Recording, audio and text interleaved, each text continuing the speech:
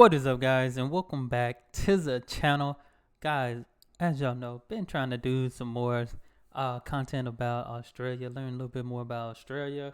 I've been recently watching the AFL and NBL, been tapping in with Australia sports. So I said, let's learn a little bit more. Came across this video from That Johnston's life. I believe it's a family that moved to Australia. I don't know where from. It could be the U.S. It could be somewhere else, but they moved to Australia. We got 7 things you won't expect when you move to Australia. So we checking this out, seeing what it's about. Y'all make sure y'all hit that subscribe button. Send down those recommendations. Moving to the other side of the world is a long and drawn out process, and to be honest, it's pretty difficult. When you do it, it's so much of a blur that you're probably not going to think everything through. And to be honest, that's probably not a good idea. So to help you out, we want to share with you our 7 things that you wouldn't expect when you first move to Australia. G'day guys, my name's Ross and this is my wife Sam, and we moved to Australia during a global pandemic. Wow. After spending 2 weeks in enforced hotel quarantine, one of the things that we weren't expecting that much was everyone to be so friendly. In the UK, we weren't used to people being so friendly, and after 10 years of living, well, adult living I suppose, I think we made about 3 friends, like that were neighbours. Oh, yeah. I mean, we had more friends. So, yeah, that didn't sound right. It sounded like we only had 3 friends no matter where they lived or where they came from. All right, I think we had 4 actual friends. But to find like people being so friendly and neighbourhood friends, that definitely wasn't something which we I had. feel like that's always a good thing when you could go somewhere new and people are friendly. Because I had an experience, not out of the country, but going to a new city. Especially when I was going to college, and I went to a college and people didn't seem friendly.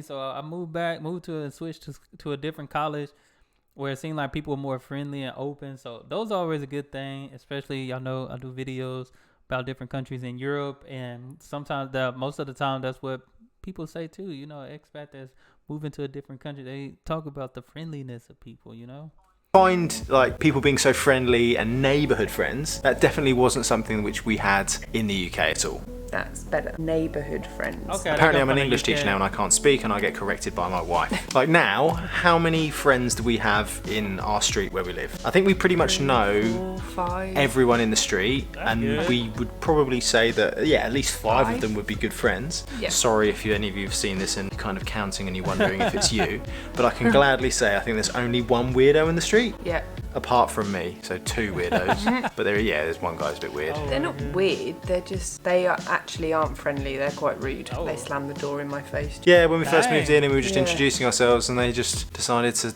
do the slamming. I've never had a door slam in the UK, so maybe that's a first for Alright. Australia. But generally speaking, I think I the door slammed in my face either. That's a good thing, but some people see, I'm not the rude type, so I probably would feel some type of way if somebody did that to me, because I wouldn't do that. I wouldn't do that to nobody. Australians are pretty friendly across the board, and whilst it might kind of seem quite false at the start, especially when everyone seems to ask you how you going, I think if you wanted to have the conversation with them, as long as you were to persist, I think most people would be up for having a chat. Oh, yeah. And it just makes you feel a lot happier about your daily life because you don't feel so isolated. Everyone's your mate. I always greet you with your name. It's like, Your you're right, mate. mate. Even you call me mate. I'm like, I'm not your mate, I'm your wife. We're not mates. No. We're friends. I guess so, but I don't like being called mate. Thing number 2 is probably because I'm such a slacker anyway, but in Australia you get so many public holidays. Oh, wow. In Queensland I counted it up and we get 15 public holidays across the year.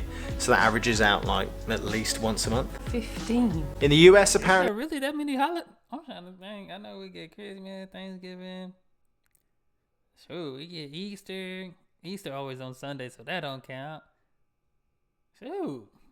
That's a good. I think we used to get working. I think we got like maybe 8.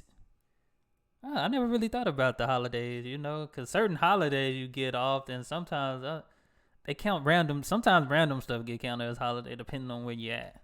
I counted, I'm not really sure if this is correct, US. but yeah. Oh, okay. I thought you got confused and meant UK. Some people do watch us from other Oh, places. perfect. Great. So in the US, apparently there might be around about 13 public 13, holidays, okay. and I thought that was the country where they always moan about how much they're at work. So I was quite impressed with that. In the UK, it's 8. How did I live so much of my life having just 8 public holidays? Oh, wow. I don't know how I thought the U.S. would have been 8.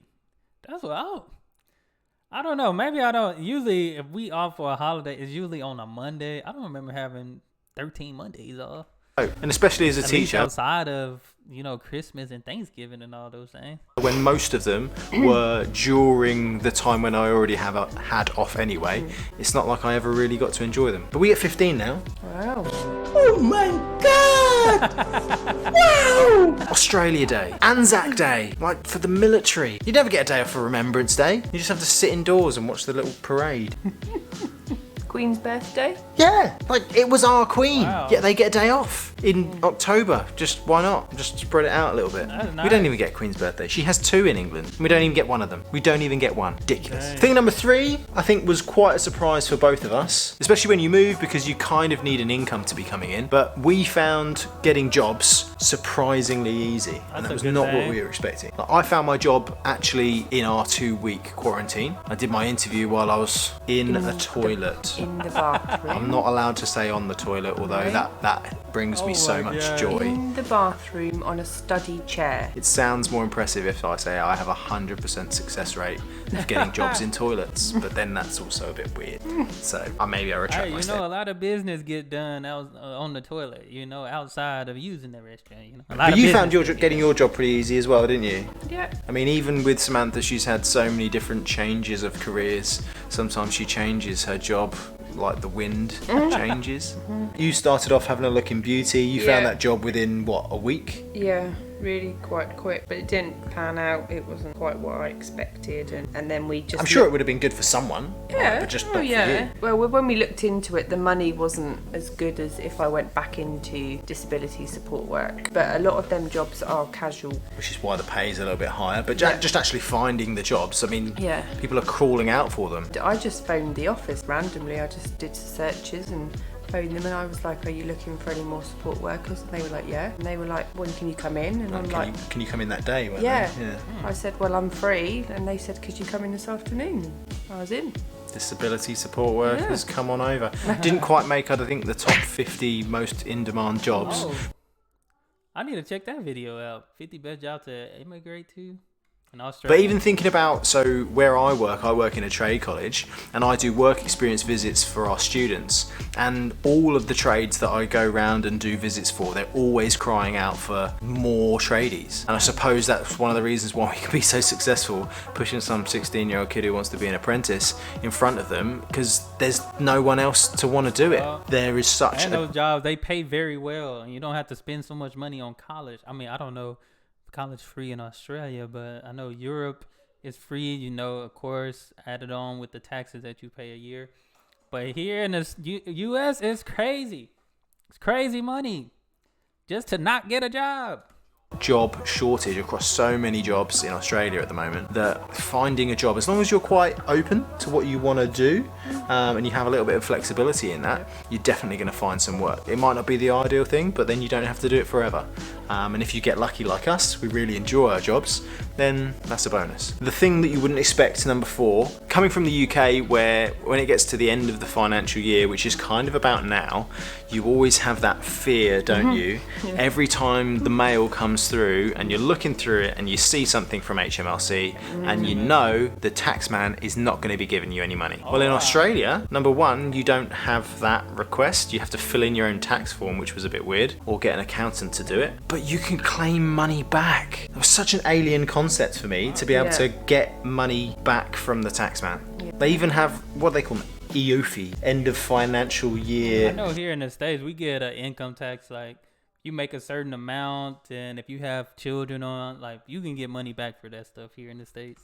Sales, where people just go out and randomly buy stuff at the end of the year that they know they can claim back on their tax. Like it's everything, like protective gear. Even as a teacher, I can claim tax back for sun lotion because I do outside yard duties. Hats, sunglasses. And mileage. So if you have to drive for your work, which both of us do. Like you can claim money back for that. I think it's something like 72 cents a kilometre at the moment. home working. So I've had to do some home working this year because of COVID, and so have you. So we'll have to calculate how much of the year we did that, but there's an amount we can claim back for that. Wow. And when it comes in, you get about, I think the average is somewhere like $2,000 and a bit per That's not bad. year. That's not bad. So it makes a significant difference. And in the UK, when the taxman wants money from you, and that seems to be the norm because you keep cocking up your tax codes, to be here and to be able to get some money back for just doing your job, it's a nice little bonus at the end of the year. And thing number 5 is Aussie scenery. When we first moved, what were you thinking about wanting from your Australian life? And I can tell you now, I did see the top 10, or it was like amazing places to visit in Australia. Hey, definitely has some places that I do want to visit. You know, I believe Brisbane was one, Sydney, Melbourne. Look at this. This looks real nice right here. Cheers. Even though we're not really beach people. Yeah, but scenery and green and views and all that kind of stuff, which we don't get in England. We can go 5 minutes down the road and we've got a really nice view. We did get lovely views in England, not to poo-poo them, but the bit that ruins it is the weather. Yeah. And to stand there and look out over a lovely view and be there in a freaking waterproof coat, standing there freezing with your hands in your pockets, isn't really my idea of, wow, this is wonderful. But here we've got beaches. What part of the UK they're from? That I don't remember them mentioning it. My idea of, wow, this is wonderful. But here we've got beaches. We're in between the Sunshine Coast. We're going to go down to the Gold Coast soon. But I've found that we love different types of scenery now. Like the only thing I don't think we have really seen is we've not gone out into like the outback where everything is red. Oh, wow. Yeah. And I'd love to do that is just a to lot of kind of red see little it and mountains out there. experience it. But one of the things that I found with Aussie scenery is you have this fixed mindset of what type of scenery that you like, but when you get here and you start to experience some of the different types of scenery, you're like, oh my god, I don't actually know what to choose from now. Like I think about different places. I saw an advert for visiting Queensland, which is our home state, the other day, and just in this area, and you could see so many different types of scenery, and you're like, this is on my doorstep. I'm so lucky to be able to do this. So if all of this is making you want to move to Australia, then you might want to speak to our friends at True Blue Migration Services. True Blue Migration Services is one of Australia's oldest and largest and most reputable bunch of MARA registered agents. And genuinely speaking, I don't think that we would have moved to Australia if we didn't have the use of an agent. Like, how stressed was I? You were, and it was making me really stressed. Yeah, it was really hard. Yeah. And this was me being able to speak to someone who knew what they were doing and them just saying, we need this form, we need this signature, can you provide us with this piece of evidence? So if I was having to do that as well on top of living and saving money for the whole of the process, we'd probably still be there right now, and I'd have wasted a load of money trying to fill out the form and I'd have done it wrong because I rush things and I do them wrong. It do So make sense to get help on information you don't know. I know that's why when I get to traveling, definitely gotta make sure I know what I'm doing before I just get up and go, cause definitely don't got that money to waste like that. make sure that you save yourself some hassle, speak to True Blue Migration Services and use their free visa assessment and let them tell you exactly what your best options are for moving to this beautiful country. And once you've done all of that, make sure to tell them we sent you. It really helps the channel out. Now, our next thing that we didn't really expect in Australia, and I suppose we really found this today, didn't we? It's just how clean everything is. I can't get over it. Like, we went into the city today and there's just like no litter. There's no, okay, there might have been the odd bit of graffiti, but hardly nothing. Kids are kids. And yeah, it's so clean, so clean. Especially in comparison to the UK, we were on one of these like Facebook groups for your local area, and it would be constantly updated with people, normally kids, just wrecking stuff. Like one time the fire brigade got called because they decided they wanted to set fire to the bench. Yeah. Another time I saw it, they said don't go to the kids park because someone's decided that they want to, you know, Smash the glass. oh no, not that one. They went one stage further. They decided they wanted to poo down the slide. Oh, lovely. It's not like Yeah, these kids different nowadays. I don't know what's wrong with them. Because we had some young kids come in our neighborhoods and they trying to get in people's cars and stuff. Like, I don't know what's wrong with kids these days. I don't know. in Australia, they have an army of people that just go around and clean stuff up.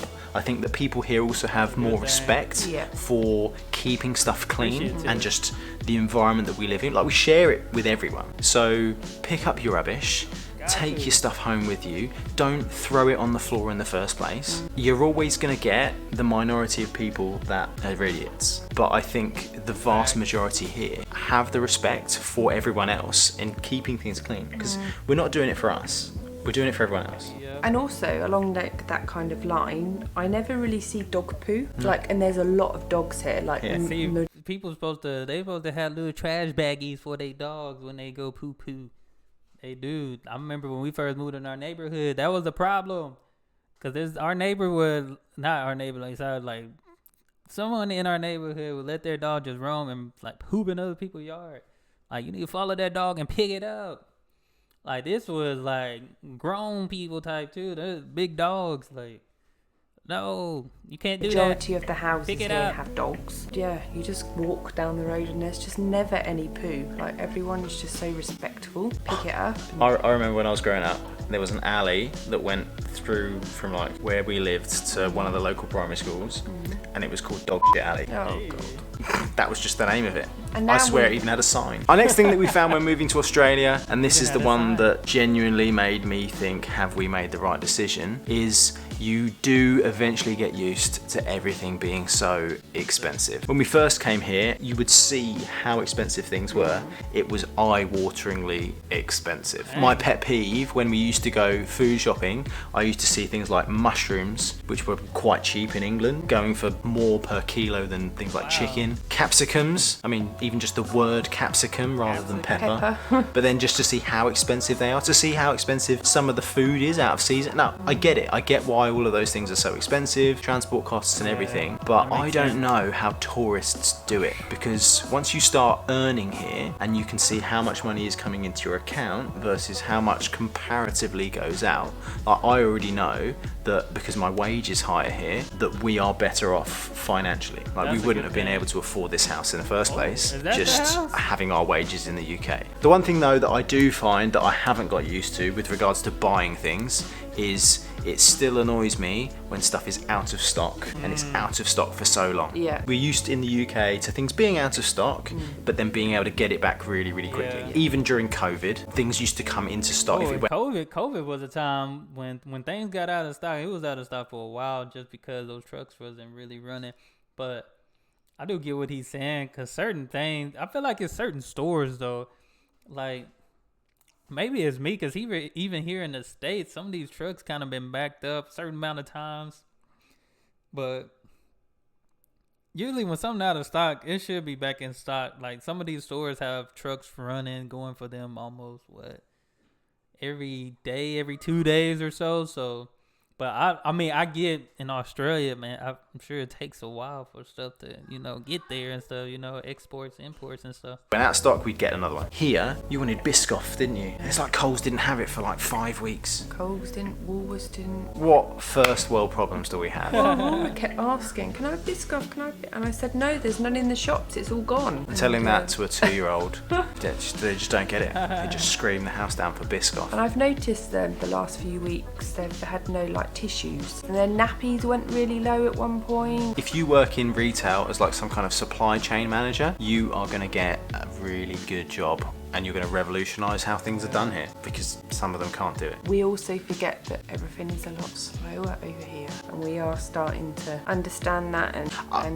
When we first moved, having things not there for like the next week, we're just wondering. It used to annoy us. Yeah. Now I just can't get used to it, but it doesn't annoy us anymore. We're like, sorry Rora, no Biscoff again. You're gonna have to eat dust. Now our last thing that we didn't expect when we first moved to Australia, and to be honest, you don't still really know what it is, but leave loading is a thing. Leave loading? Man, what's leave loading? Leave loading. Yeah, not like tree leaves. I was going to say, is it to do with a tree leaf? No. Or it's to do with your Like work? My work. So because I'm contracted, I'm full-time, and most people in Australia who have that are probably going to get leave loading. Because Sam is a casual worker, most of the time you don't have leave loading, because if you're not working, you don't really have leave. So apparently leave loading is a thing in Australia whereby whenever I take annual leave, which is at the end of the year and over summer holidays, I will get 17.5% on top of my wage. Wow. And apparently it dates back to like a union thing when people used to I would take that. I ain't gonna lie. I need some leave loading right now.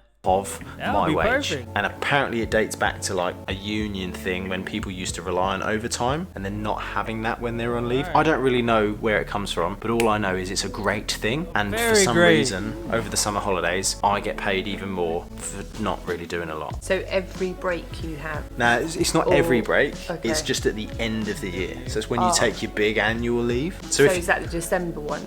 yeah, over the Christmas summer. one. Oh, yeah, Yeah, Christmas which is bonus a right right there. touch because Christmas is an expensive time of the year. Very. Oh, and I think you should talk about superannuation because that's pretty cool over here. Yeah. In England, as with probably most countries, you kind of have to pay into your pension. I would get contributions from my employer, but as far as they were concerned, if I didn't want to contribute, they didn't have to contribute. So it was a great thing. Here, with the super guarantee, I think it's going up to like 12 or 12.5% by 2025. I don't have to pay into my pension if I don't want to. Every year, 10% of my wage gets added. It's like it's extra on top of your wage, but that gets added into my super, that goes towards my pension, that generates money. That sounds Some good. companies as well, if you want to add more, so I do choose to add more, they'll match it as well. So I kind of view it as like free money.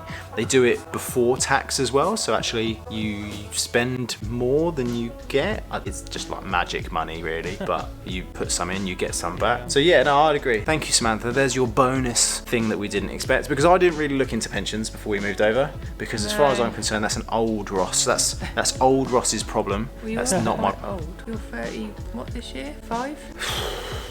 Yeah. Look at the state of your hair. I've been going grey since I was 13, Like a man. badger. I've been going grey for longer than I've not been grey. Like, just doesn't And bother I me. get super as well, even though I'm a casual worker. Everyone which- gets super, Yeah. which is a great thing, It is. because we're all going to get old and we're all going to need some money. If you have anything that you want to share with everyone else about what you didn't expect when you moved to Australia or lived in Australia, make sure to leave it into the comments below. If you've enjoyed the video, you found it interesting, make sure to give us a like, and that way this video can be shared to more people. And if you want to keep listening to me rabbit on, then watch this video here about why you won't regret moving to Australia.